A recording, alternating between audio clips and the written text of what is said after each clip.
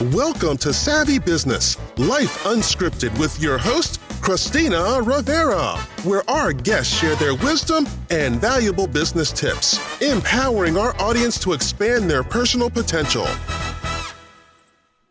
Hi, Stephen. Welcome to Savvy Broadcasting, a Life Unscripted. We're so grateful to have you here today. You're going to share with our savvy audience how they can protect themselves against rental scams. Your sister had gone through a time with a rental scam that was not too pretty, and maybe some of our audience can relate. And how can they protect themselves from going through a similar scam or future scams? And so before we go there, share a little bit about yourself and how you came to, you and your sister, creating Fireball. Okay, well, the Key West story is key. It was quite funny. She had planned a little bit of a family reunion for our group, and she's like, "How about Key West? How about the Keys? Let's go down there." I mean, that sounds great, right? Let's go. So I said, "Well, be careful of rental scams, because she's looking on Craigslist and whatnot." And yeah, she says, "Oh, Stephen, come on, you're overreacting. Not a big deal. I got this." So the further down that path she went, she started to see the red flags. And sure enough, it turned out to be a scam. Thank God she didn't give any money or anything. But, once the Craigslist, ad, once those people on the other end are saying, "Hey, send a PayPal to this email. It was the wrong one. It's not working, this, that, and the other for the reservation, the deposit." And then she started, digging a little bit further and realized that, those were old photos, and she ended up reaching out to the actual owner, and they were like, "Yeah, no, this is not a good thing." So, that spurned, she just got upset. She just said, "Forget this. I need to figure out a way to protect people, because I don't like that, to see that happen to anybody." So she took it real personal, and, that really kind of spawned what you see now in Fireball Approves. Yeah, I love Fireball Approves, and I love the fact that a lot of our listeners who've created businesses came about just for that reason. They had a bad experience, or they needed a service or product that didn't exist in the marketplace, and they said, "Well, I'm going to bring it there.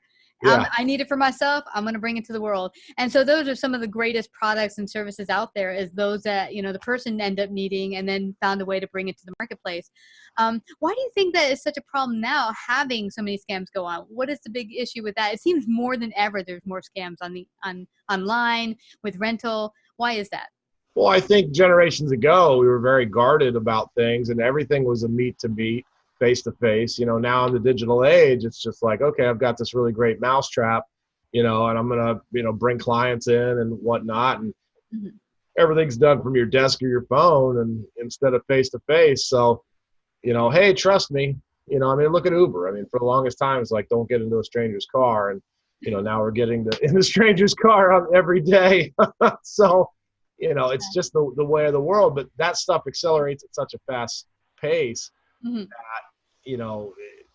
there's a lot of, how can I put it? A lot of collateral damage, for people that can find a way to take advantage of the system, What's interesting, Stephen, is that in this day and age with digital technology, your average folk, like I could have an apartment or a house and I can rent it, and it allows you more viability to be able to do that, where before it might be harder to do something like that. Now any person can rent their own space. But you're right, for the consumer, it takes that having to be more cautious before you jump and leap into a transaction or a contract with someone, whatever that contract might be. Yeah, especially real estate. You used to go to search the penny saver and search a classified ad for something. That was like the one avenue outside of going to maybe a professional. But, you're right. There's 1,000 websites, doing vacation rentals or whatever it is. So, yeah, it's a tricky thing. But we're hoping to shore up the holes. Yeah, I'm sure you are. It's interesting because very early on, I told you before our interview that I got almost hoodwinked. In Manhattan, they were showing an apartment, a Soho apartment for $1,000. Now, I know it sounds outrageous in Manhattan that there should be anything for $1,000. But from my own experience, I got an apartment many years ago for $650 in one of the most expensive areas in Manhattan, rent control. So I said, hey, it's a possibility. Let me go look at it and find out. Well, it soon came into, well, I'm traveling in Spain right now, so I can't come, show you the apartment. But if you send $1,000 via PayPal, I was like, no, no, no, no, no. But the interesting thing is, and this is where things get interesting, Stephen, is that he gave me where he lives in Spain, the business he works at, and they were all valid businesses. They were all valid addresses. These scammers are very slick, aren't they? They Because are. he did his homework. Yeah, I mean, it used to be the random email that you have $8 million sitting in some kind of bank in Africa.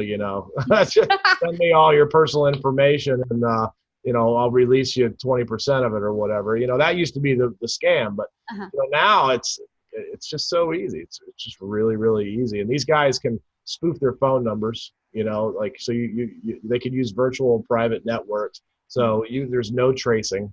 I mean, you just can't find where they are. So there's really very little risk from their standpoint, Yeah. so it's all positive if they can fool somebody into giving them, your money. Yeah. So how does it work with people calling you guys up, Fireball Approved? How do they work with you? What does it look like? How does that work? Well, so they reach out, they pay a $30 fee, it's like 29 bucks. And we verify ownership. We reach out to ownership, and sometimes they're easier, sometimes they're not. We had one in New York where the cost of housing is so expensive there that there's a lot of, room sharing and that sort of thing. So, and a lot of subletting, in the lease agreements. And we had one actually up in New York, and, you go on and, whoever this student housing person was, they rented out a block of units in a particular building, and then they sublet from there, even one more layer. And so it was really difficult to get to the authorized people.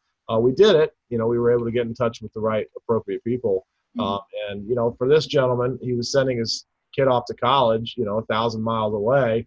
And that peace of mind, we even have him as a testimonial on the website, but that peace of mind for him to know that, he can actually fill the moving truck and send it with confidence, for his daughter to land in an appropriate spot, because that's it too. I mean, it's some money, but can you imagine being, showing up to a property that doesn't really exist?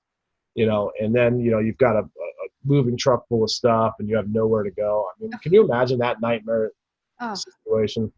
So we help give a little bit more confidence and assurance that you're dealing with the right parties.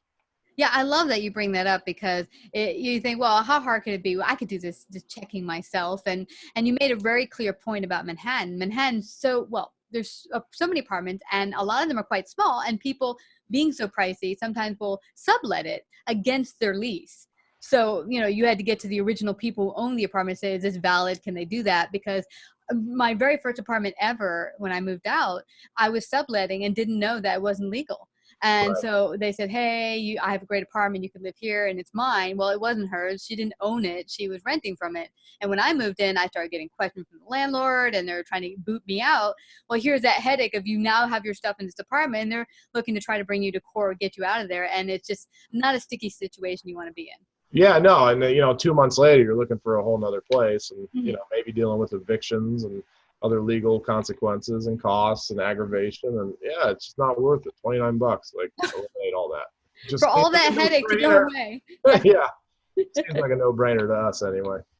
Yeah, it certainly does. And there's interesting, I don't remember the name of the show now, but Netflix has a show that's based in the UK where just that thing you mentioned before, where let's say you go to rental property you thought was a real property you were renting from, and it turns out the people living in there. And no, they're not the people who are on the ad trying to rent to you. It was some scammer. And one guy said he came to look at a place and he had his truck there behind him. And he said, I paid 6 months rent. It was a student ahead of time. And it was someone living there. No, you can't have this apartment. It's mine. Yeah, no, I mean, that's the reality. There's probably a year's worth of reading material online if you just Google, rental scam. Yeah. They happen every day. Oh my gosh. Now you guys do something very interesting too, and I don't know how that came about, but you also help the medical professionals who maybe have to go from hospital to hospital, look for rentals. And I thought that was very interesting. How did that come about? Well, it's kind of similar to like the student housing story. Mhm. A lot of like the nurses, they're responsible for finding their own, places to live. And a lot of them work on contract, they'll commit to a time period, 2-3 months.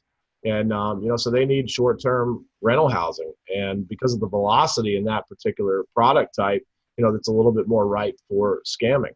So, giving them a little bit of peace of mind. I mean, they have a job, they have a commitment that they've made. Giving them that peace of mind is something that we do and take pride in. That's great. Now, is it just the medical community, or could you be a contract worker where you could help anyone in that capacity? Anyone. Yeah, anyone. I think my sister kind of isolated the nurses. Maybe she has a little more personal experience with them. But yeah, anybody looking for short-term rentals, long-term rentals, it doesn't really matter. I mean, even sometimes even you feel like you're going to all the right sites and all the best sites, maybe not Craigslist, and this stuff still happens. So. And that's a good point. You mentioned Craigslist, and I've had my bad dealings on Craigslist, but that particular site I told you about, that Soho apartment, that was a reputable site. But it says on the front page of the site, beware of scammers, because no matter what the site is, they can't protect against all scammers. Some of them look too good, and they're, like you said, it's pretty easy online to hide your identity and who you are. Yeah, and people get desperate too. That was the one thing about the Key West story. It was kind of short too. I mean, I think she was looking at something like a month in advance, so there wasn't, in Key West, that stuff books pretty quickly.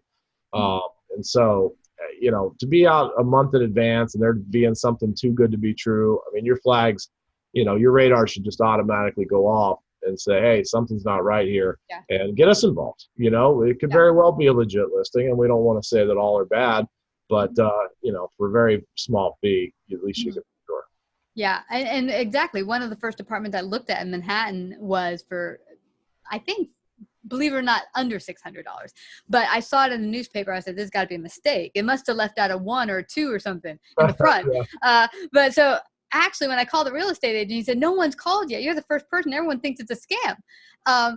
He should have said, just call Manhattan apartment, blah, blah, blah. But I came in first, and I was like, my mom, I said, please give me the money for the deposit because I want this apartment. Boom. She was able to write me a check so I could get the apartment because, I mean, something like that is just too good to be true. And you would probably pass it up thinking this can't possibly be true in Manhattan, but it was in that particular case, and you would be the guy to check that out as well. Yeah, absolutely. Absolutely. I mean, you're already saving probably $1,000 a month. What's an extra little fee to make sure? I know. So how can people get started today if they want to get started, get an apartment? How do they get started? Well, if they find something they like, go on to Fireball Approves, sign up for our services and, give us about a 24 to 48 hour turnaround, 48 hours on the more difficult ones, 24 hours on the easier ones. Okay. And we'll research through our proprietary system and make sure that you're in contact with the correct people, not any sort of scammers or, bad players. Now that brings me something to mind, Stephen. Is this per listing that you sign up $29 or is it $29 a month? How does that work?